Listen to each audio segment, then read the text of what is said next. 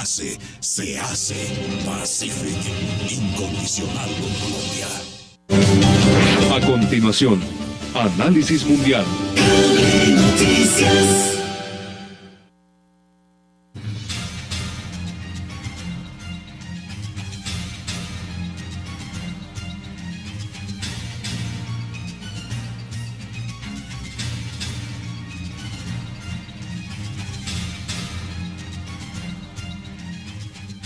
Bienvenidos a Análisis Mundial. La soberanía de un grupo de islas en el mar de China Oriental tienen en vilo las relaciones diplomáticas entre China y Japón, ya que ambas naciones asiáticas aseguran tener potestad sobre ellas desde hace siglos. Cientos de ciudadanos chinos en todo el mundo protestaron frente a las embajadas japonesas para reclamar las islas y solidarizarse con su gobierno. ¿Cómo terminará esta disputa? Es la gran pregunta que intentaremos responder en este programa. Acompáñenos.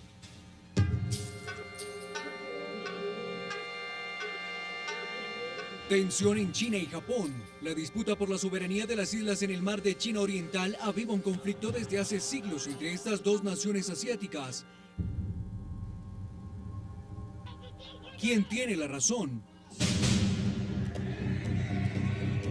¿Qué acciones podría tomar China o Japón? ¿Se podría generar un conflicto de mayores proporciones? ¿Cuál es la mejor salida para esta situación? Inicia Análisis Mundial.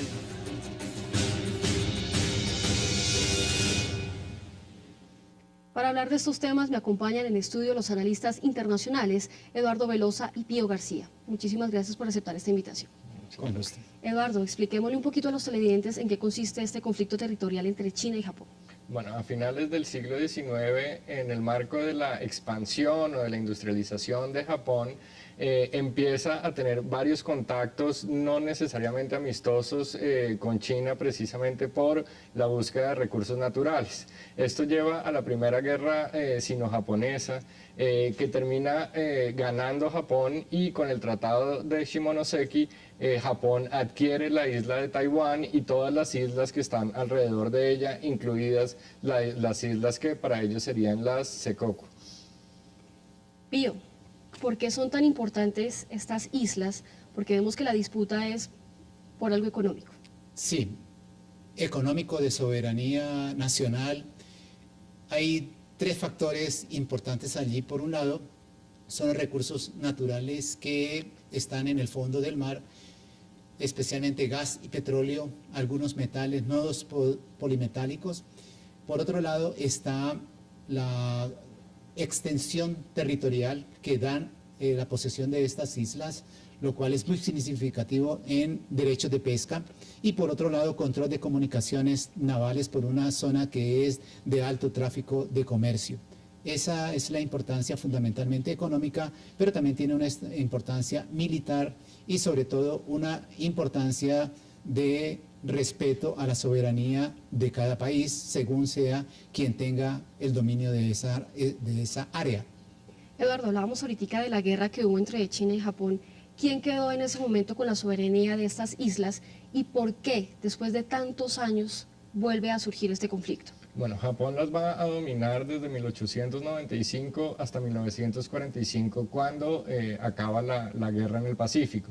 Sin embargo, en el 43, en la Declaración del Cairo, firmada por Estados Unidos y por China, van a decir todo lo que había sido de China y que había sido tomado por la fuerza por Japón tiene que ser devuelto a China.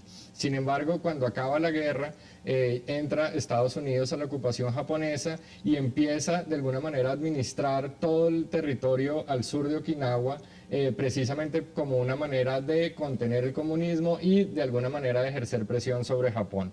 Una vez que firman el Tratado de San Francisco en el 51, se supone que Estados Unidos le va a devolver eventualmente la administración de las islas, lo cual lo hace efectivamente en el 71, pero esa devolución de administración no es una devolución de soberanía, porque en últimas Estados Unidos fue muy claro en el proceso de devolución de decir: yo entrego la administración pero no entrego la soberanía. Es decir, Japón va a seguir administrándolas, pero no necesariamente son de Japón.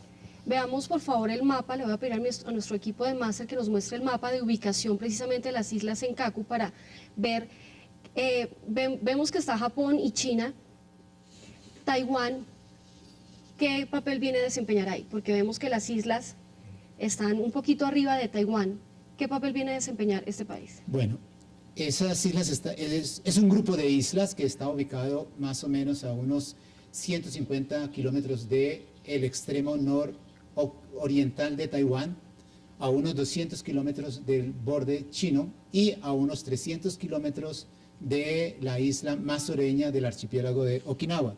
Entonces, Taiwán también ha manifestado demanda, reivindicación de estas islas, pero por supuesto en este momento tiene una posición junto con China para negar que sea una posesión japonesa por el hecho de que fueron tomadas, como dice Eduardo, en 1895, de tiempo desde el cual sería territorio japonés, y ese es el argumento de China, que milenariamente fueron territorio que comprendía al imperio chino. Veamos el contexto de la actual disputa territorial entre Japón y China por un grupo de islas.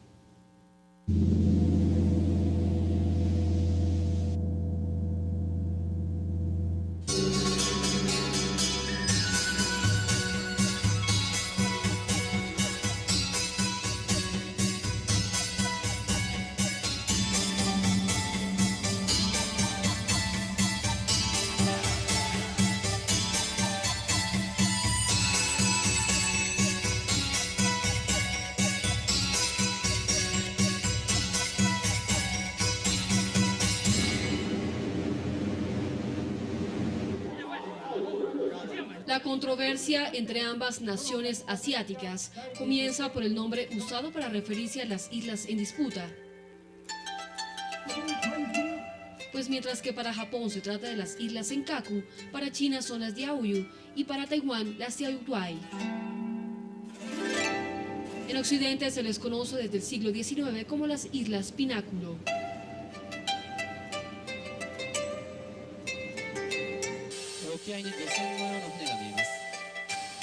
Aunque estas islas están deshabitadas, se estima que sus aguas podrían albergar grandes recursos pesqueros y energéticos.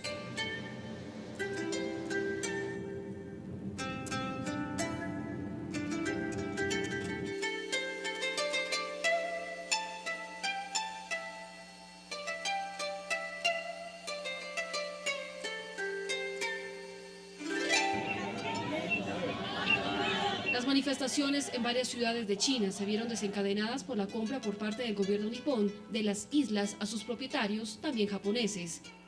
El precio acordado fue de 2.050 millones de yenes, es decir, casi 27 millones de dólares, algo que para China constituye una farsa.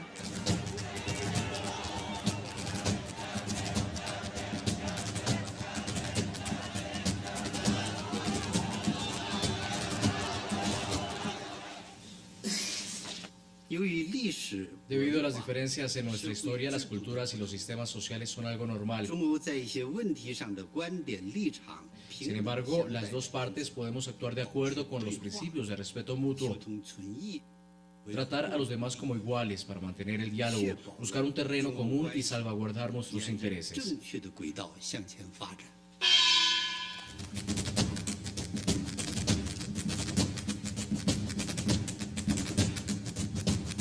Compañías japonesas como Panasonic y Canon, entre otras, cerraron temporalmente sus fábricas en China después de que sus líneas de producción fueran atacadas por los manifestantes que defienden la soberanía de las islas del Mar de China Oriental.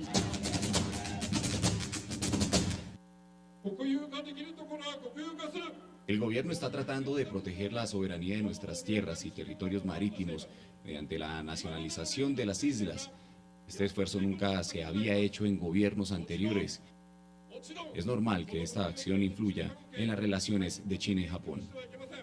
Para Japón, las pretensiones tanto de China como de Taiwán obedecen al descubrimiento de recursos minerales, siendo las islas territorios asociados al archipiélago de Ryukyu, el cual se afirma es territorio japonés desde hace más de 5 siglos.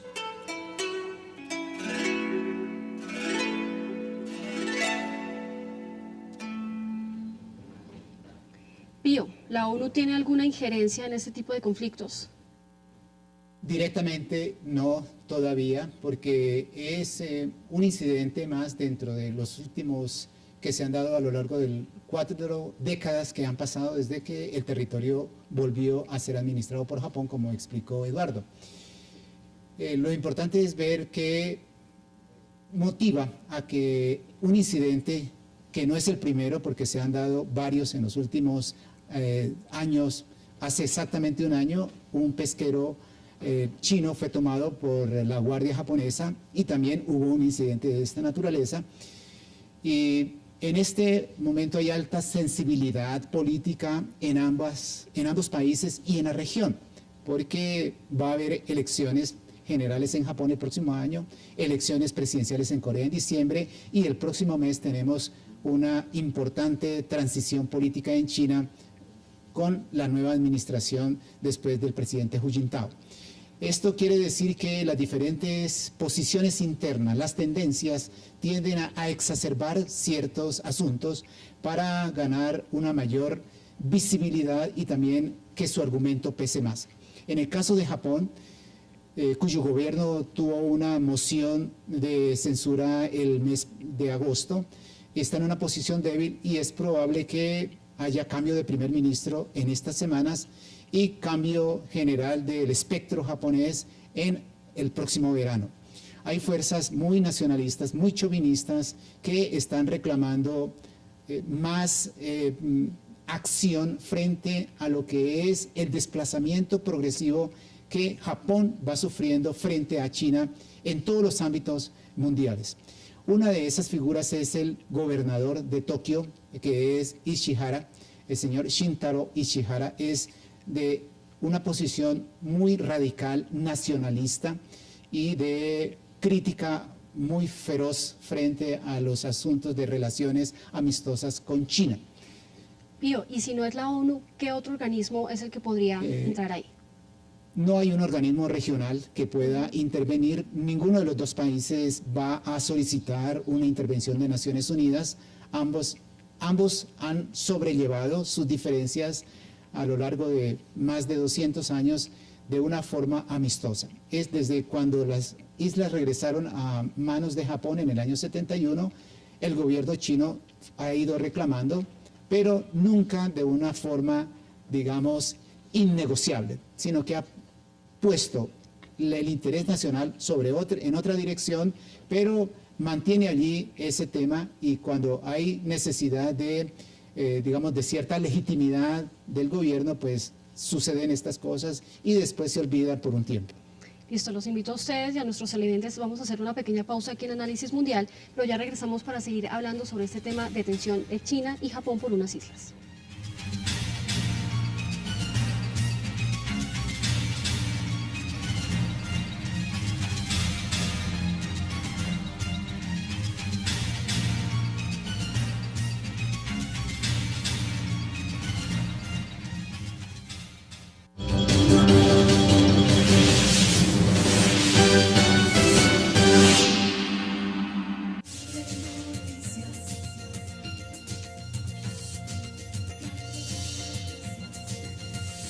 Este lunes no se pierda en Cable Noticias en la mañana los detalles de la apertura de la Asamblea General de Naciones Unidas en Nueva York.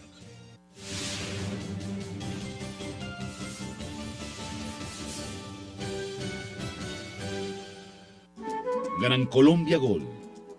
Nuestro mayor activo es la gente, confirmando la construcción de una minería responsable y sostenible con altos estándares que benefician a trabajadores, comunidades, regiones y a toda Colombia, generando más de 7.000 empleos de calidad.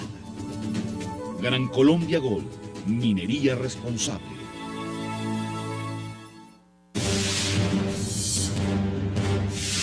Ojalá los grupos armados entiendan que este es el mejor momento para salir de esa actividad, del terrorismo, de la criminalidad, y que entiendan la generosidad del pueblo colombiano y del presidente de la República. Si no es por la razón, será por la fuerza.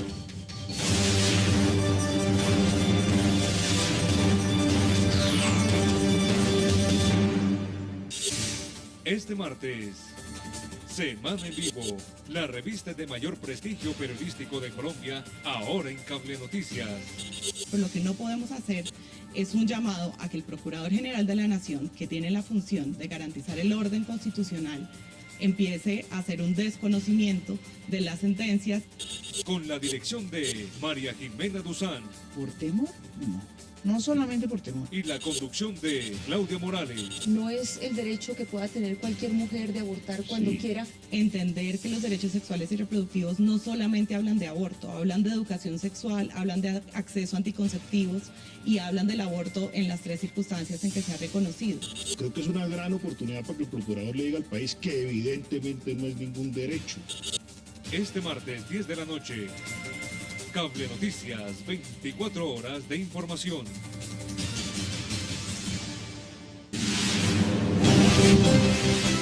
Regresamos con Análisis Mundial.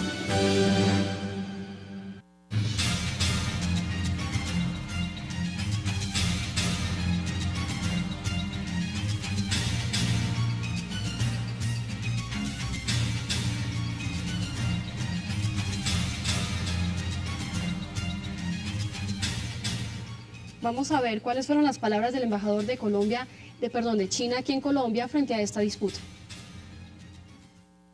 Pues siempre el gobierno de China sostiene que estas islas son de China. Pues existe este diferendo de posiciones entre los dos gobiernos. Entonces la posición de China es que pues debe buscar una solución negociada. Pues defendemos, vamos a tomar las medidas necesarias para defender la soberanía china sobre estas islas, ahora que ya termina un periodo de veto de pesca. Entonces los pescadores deben salir a operar normalmente en esta zona, y China ha mandado también unos barcos de administración marítima a esta región. Es para declarar, para manifestar la soberanía de China sobre estas islas. También hablamos con la jefa de la sección política de la Embajada de Japón en Colombia, y aseguró que tanto a su país como a China les conviene mantener unas buenas relaciones bilaterales. A la luz de hechos históricos y basados en el derecho internacional, las Islas Senkaku han sido siempre una parte del territorio japonés.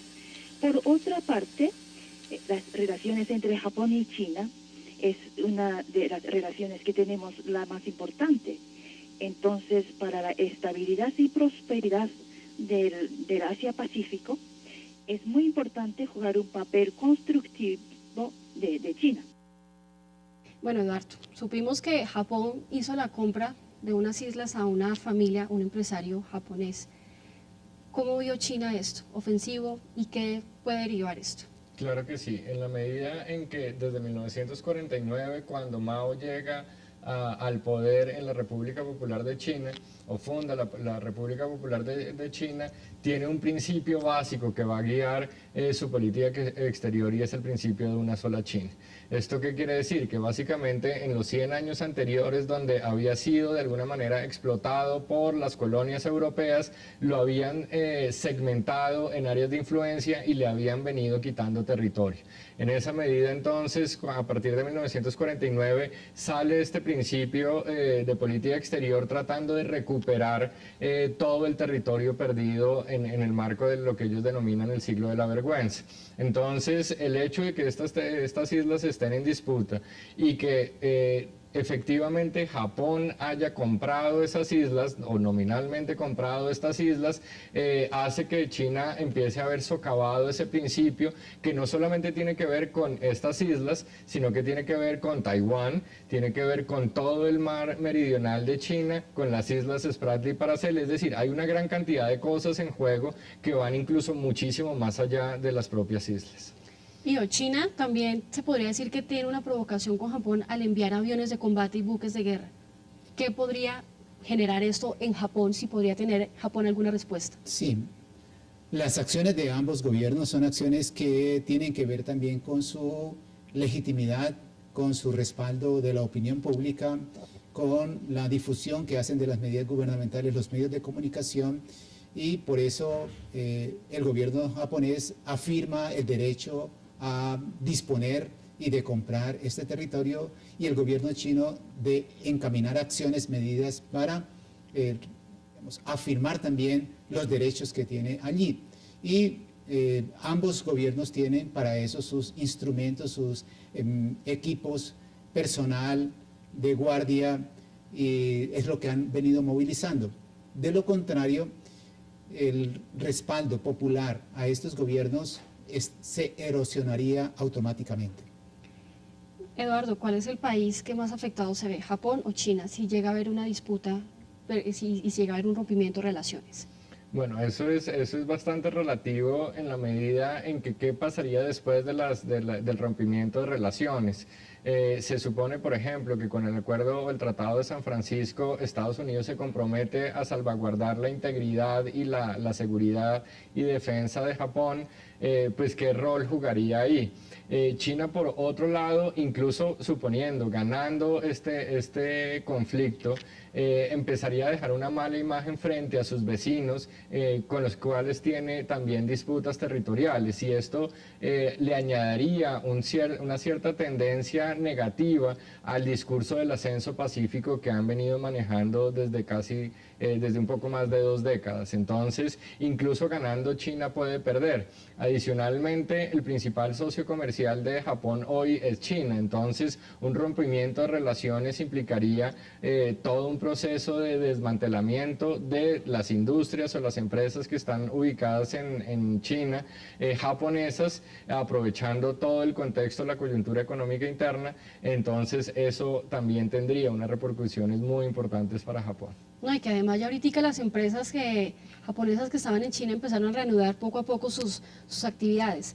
Pío, para ustedes, ¿cómo podría terminar este conflicto? ¿Se podría dar una guerra entre China y Japón por estas islas? Ese es el escenario menos probable, porque, como digo, es uno de tantos incidentes de los que se han presentado en las últimas décadas, y hace exactamente un año, hace 2 años, por ejemplo, en Corea tuvimos el hundimiento de esta fragata por parte de Corea del Norte, y realmente estos gobiernos tienden a tomar una posición muy pragmática y más bien posponer la solución y casarse, digamos, con un statu quo, no forzar una resolución de problema, porque la única resolución de este tipo de